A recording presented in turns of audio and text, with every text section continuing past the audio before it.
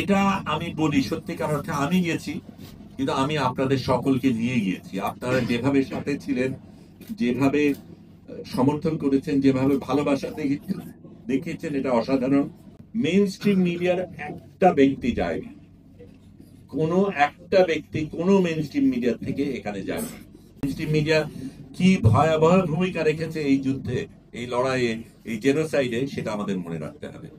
সত্যিকার অর্থে একেবারে লড়াকু মানুষ হুয়াইদা আরাফ, যিনি, যার সাথে আমি প্রথম যোগাযোগ করি, তিনি, আমি পরে আপনাদের প্রশ্নের অন্য উত্তরগুলি দেব, কিন্তু আমি শুধু জানানোর জন্য বলছি, তিনি কিন্তু প্রথম এই মাবি মারমারাতে ছিলেন, যেখানে তার 10 জন সহকর্মী মারা যায়, তাকে হত্যা করা হয়, খুন করা হয়। তা সত্ত্বেও উনি সব বিপদের কথা জেনে, তার সামনে 10 জনকে খুন করা হয়েছে সেই একই একই ফ্লোটিলাতে, তারপরেও কিন্তু তিনি গেছেন। যিনি কো ক্যাপ্টেন ছিলেন, 2 জন ক্যাপ্টেন ছিলেন, আমাদের একজন তুর্কিশ ক্যাপ্টেন আর একজন মেডলিং নামে অস্ট্রেলিয়ান একজন ক্যাপ্টেন। তিনি এর আগে বিভিন্ন এই ধরনের বড় বড় অভিযানে গেছেন এবং সেগুলির রিস্কগুলি উনি জানেন। তিনি আবার আমাদের আগে প্রশিক্ষণও দিয়েছেন, সেফটি ট্রেনিং, অনেকগুলি জিনিস আমাদের আগে করতে পেরেছে। নারী ক্যাপ্টেন। তারপরে নারীদের একটা বড় অংশ ছিল এখানে, শুধু সেটা না, জোহরা, তার একটা পা কাটা, অ্যাম্পিটেট করা, সেখানে একটা আর্টিফিশিয়াল পা নিয়ে তিনি গেছেন। 84 বছরের একজন নারী, প্রেসিডেন্ট ম্যাক্রোর খুব ঘনিষ্ঠ ব্যক্তি, তিনি গেছেন এবং নৌকা থেকে লাইভ ব্রডকাস্ট করে ম্যাক্রোকে প্রশ্ন করেছেন, কেন তুমি এই জিনিস হতে দিচ্ছ। এই ধরনের অসাধারণ কিছু কিছু ব্যক্তি গিয়েছেন এই অভিযানে, কিন্তু যারা জাননি সেটার কথা বলা দরকার। কারণ আমরা মিডিয়ার জন্য করেছিলাম, মিডিয়া এবং স্বাস্থ্যকর্মীদের জন্য। মেইন স্ট্রিম মিডিয়ার একটা ব্যক্তি যায়নি, কোনো একটা ব্যক্তি কোনো মেইন স্ট্রিম মিডিয়া থেকে এখানে যায়নি। সেই রিস্ক তারা নেয়নি। ব্যক্তিগত রিস্ক বলবো না রাজনৈতিক রিস্ক, সেটার মধ্যে আমি গেলাম না, কিন্তু একটা মেইন স্ট্রিম মিডিয়ার কোনো উপস্থিতি ছিল না, এটা আমাদের মাথায় রাখতে হবে। এবং মেইন স্ট্রিম মিডিয়া কি ভয়াবহ ভূমিকা রেখেছে এই যুদ্ধে, এই লড়াইয়ে, এই জেনোসাইডে, সেটা আমাদের মনে রাখতে হবে। আমি তার বেশি একটানা বলবো না, আপনাদের অনেক প্রশ্ন নিশ্চয়ই আছে, প্রশ্নের মধ্যে হয়তো কিছু জিনিস আসবে, তার বাইরে যদি হয়। শুধু শেষের জায়গাটা বলি যে আমরা যখন আমি ব্রডকাস্ট, আমরা কিন্তু তার আগে সারাক্ষণ মোহরা দিয়েছি, ধরলে কি হবে, কে কি করবে, কার ভূমিকা কি, একে আক্রমণ করলে অন্যজন কি করবে, একজনকে যদি খুন করা হয় বা আক্রমণ করা হয় তাহলে আরেকজন কিভাবে আসবে, একেবারে মিলিটারি কায়দায় আমরা পুরো যাত্রা সহ আমরা এই জিনিস করেছি। দিনে রাতে সাইরেন বেজেছে, সবাই এক জায়গায় গিয়েছি, সেই এক্সারসাইজ গুলির ভেতর দিয়ে গিয়েছি। কিন্তু এক্সারসাইজ একটা জিনিস, আসল আসল ঘটনা ভিন্ন জিনিস। আমাদের চলার সময় একটা সময় ঠিক করা হলো আমি হব ফ্লোটিলার অফিসিয়াল ফটোগ্রাফার। এমনিতে আমাদের কাজ, কারণ এই ফ্লোটিলাটা একটু বলে রাখি, এটা কিন্তু স্বাভাবিক জাহাজ না। কারণ স্বাভাবিক জাহাজ যাত্রী নেওয়ার জন্য দিনের পর দিন যেই জাহাজ যায়, তাকে সেখানে শোবার ব্যবস্থা থাকে, অন্যান্য জিনিস থাকে। এটা একটা 72 সনে নির্মিত পুরনো একটা জাহাজ, যেটা ছোট ছোট যাত্রার জন্য তৈরি, ফেরির মতো এক একটা। বসার জায়গা আছে, শোবার জায়গা শুধু যারা ক্রু তাদের জন্য আছে। হঠাৎ করে প্রায় 100 জন মানুষ এখানে এসছে, আমাদের কারো শোবার জায়গায় নেই, শৌচাগার নেই, পানির ব্যবস্থা নেই। এতগুলি মানুষকে সামাল দেওয়ার মতন এই জাহাজ না, কিন্তু এই জাহাজটা আমরা পেয়েছি। এখানে আপনাদের প্রশ্ন থাকতে পারে, তাহলে আমরা এই জাহাজ নিলাম কেন?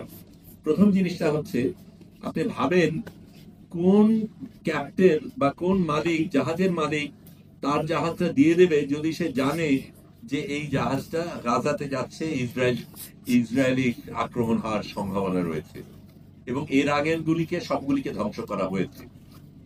তারপরে তার চাইতে বেশি গুরুত্বপূর্ণ ক্রু। আমরা না হয় নিজেদের তাগিদে আমাদের এটা করতে হবে, এই অবরোধ ভাঙতে হবে, আমরা প্রতিজ্ঞাবদ্ধ, আমরা যাচ্ছি, কিন্তু কোন ক্রু যাবে এর সাথে জেনে যে আমার মৃত্যু হতে পারে এই যাত্রা? সেরকম একটা জাহাজ, সেরকম একটা ক্রু পাওয়া খুব বিরল। এবং অন্যরা যারা পেয়েছে, যারা করেছে, তারা অনেকে করেছে। একটা ছোট্ট জিনিসটি আমি আপাতত শেষ করব। আমি বাংলাদেশ থেকে গিয়েছি, কিন্তু আরো দুজন বাংলাদেশি অরিজিনের ব্রিটিশ নাগরিক, বাংলাদেশ, তাদের বাবা মারা বাংলাদেশি, তারা গিয়েছিলেন সুমুদ ফ্লোটিলায়। রুহি নামে একজন নারী, উনি গিয়েছিলেন অবজারভার ফ্লোটিলাতে, মূল মূল পহরে যাননি, সাথে ছিলেন। তারা ডেঞ্জার জোন পর্যন্ত যাননি, তারা আগে গিয়ে ফিরে গেছেন, কারণ তাদের তাদের ফ্লোটিলাতে আরো কয়েকজনের একটু সমস্যা হয়েছিল, যে কোনো কারণে তারা ওই পর্যন্ত যাননি। আমি যেতে গিয়ে আমার সাথে ইয়াসিন নামে একজন ভদ্রলোক, উনি বললেন তোমার জন্য একটা মেসেজ আছে। মেসেজটা শুনে দেখি যে ভাই কেমন আছেন, সিলেটি ভাষায়। সেই ভদ্রলোক বলছেন, লিয়াকত নাম, ডাক নাম লিয়াকত, ভালো নাম মোহাম্মদ আলী। এই ভদ্রলোক ইংল্যান্ডে থাকেন, উনি কোরআন শেখান। উনি নিজে আরো 3জন বন্ধুকে নিয়ে জড়ো করে 28,000 ইউরো জোগাড় করে একটা নৌকা কিনে তারপর ওখান থেকে এই সুমুদে যোগদান দেবেন। যোগদান দেওয়ার একটা প্রক্রিয়া রয়েছে, অনেক বাছাই করা ব্যাপার থাকে, কাকে নেবে কাকে নেবে না, সিকিউরিটির ব্যাপার রয়েছে, নিরাপত্তার ব্যাপার রয়েছে, এর মধ্যে মোসাদ এজেন্ট ঢুকবে কিনা, অনেক রকমের ব্যাপার রয়েছে। কাজে খুব ভালো একটা স্ক্রিনিং এর মাধ্যমে যায়। তাদেরকে বলা হয় তোমাদের নৌকা নেবো, তোমাদের নেবো না। তারপরে বিভিন্ন ভাবে উনি আসতে পারেন, এবং উনি অন্য নৌকার থেকে আমাকে মেসেজ পাঠান যখন জানতে পারেন যে একজন বাংলাদেশে এই নৌকায় আছে। তাদের নৌকাকে সরাসরি র্যাম করা বলে, মানে ওই যুদ্ধের নৌকা দিয়ে ঢুস মেরে সেই নৌকাকে ভাঙা হয়, এবং সেখান থেকে তাদেরকে তুলে আলাদাভাবে আনা হয়। আমি তার বেশি এখন বলছি না, আপনারা প্রশ্ন করেন, অনেকগুলি জিনিস বলার আছে, অবশ্যই বলবো। কিন্তু এটা আমি বলি সত্যিকার অর্থে আমি গিয়েছি, কিন্তু আমি আপনাদের সকলকে নিয়ে গিয়েছি। আপনারা যেভাবে সাথে ছিলেন, যেভাবে সমর্থন করেছেন, যেভাবে ভালোবাসা দেখিয়েছেন, এটা অসাধারণ। আমি এটাও বলবো, আমাদের chief adviser professor Mohammad Yunus যেইভাবে সাড়া দিয়েছেন, শক্তিশালী ভূমিকা রেখেছেন, জোরালো ভূমিকা রেখেছেন, এটাও অসাধারণ। কারণ এই বাঘা বাঘা দেশগুলির একটা দেশের একটা নেতা বা নেত্রী কিন্তু কিচ্ছু বলেননি। এমনকি আমরা যখন বেরোলাম, তখন ইস্তানবুলে যখন পৌঁছাই, আমেরিকার কনসাল থেকে কেউ আসেও, তখন আমাদের কনসালের মাধ্যমে তাদের পরিবারকে ফোন করে যোগাযোগের ব্যবস্থা আমরা করেছি। কাজেই সেটা একটা অসাধারণ জিনিস ছিল। আপনারা অসাধারণ একটা ভূমিকা পালন করেছেন, সারাক্ষণ সাথে ছিলেন। আমার পরিজন, সহকর্মী, লড়াইতে যারা ছিল সারাক্ষণ, তারা অসাধারণ ভূমিকা পালন করেছে। এবং এই জিনিসগুলি আমরা অন্যদের যখন বলেছি, তারা কিন্তু সেটা থেকে ভীষণভাবে উৎসাহিত হয়েছে, অনুপ্রেরণা পেয়েছে।